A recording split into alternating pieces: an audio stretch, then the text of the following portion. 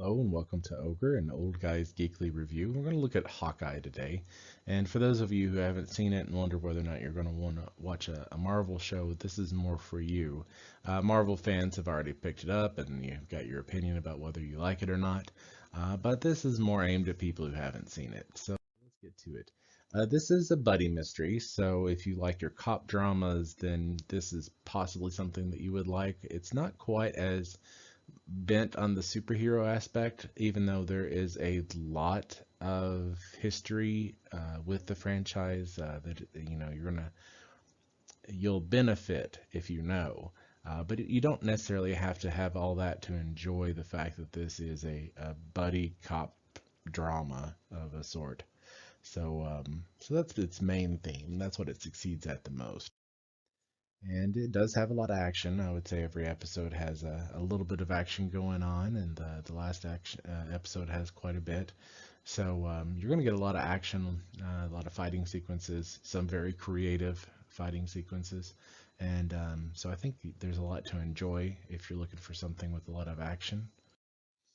And it's a split story. I mean, there is the main story, obviously, with Hawkeye, but there's the other characters that have their storylines, and they really do a very good job of bringing in these other characters and their stories and building upon it and giving them their own moment to shine.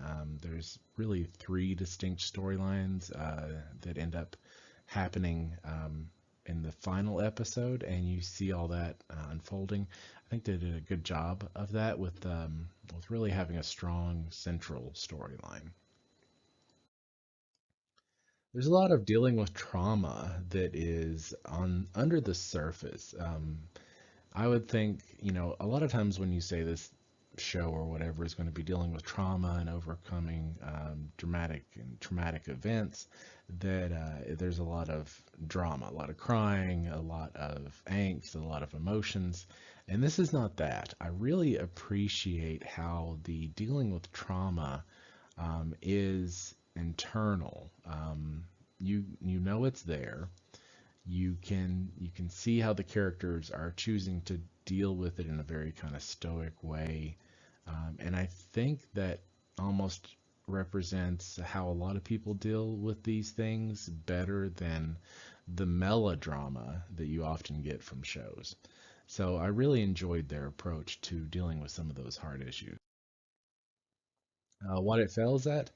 Um, Honestly, some people will like this more than some of the other Marvel stuff. Some people will like it less.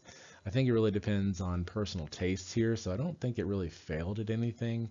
I personally appreciated the fact that this was not about superpowers. This was not really about, you know, alien gods or gaining superpowers, being able to shoot lightning bolts, being able to cast spells.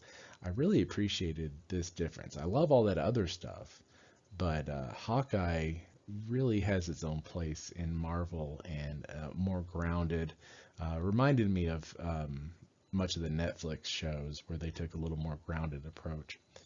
But I thought they did this well. I think they really brought Hawkeye's character to a better place by the end of it. And so I think if whether or not you even, like Marvel stuff, I think most people will enjoy this. And I think even people who haven't watched Marvel stuff might even like it a bit more. So that's my 2 cents. That's been an Ogre review. I hope this has helped you decide whether or not you want to watch Hawkeye. And as always, have a great day.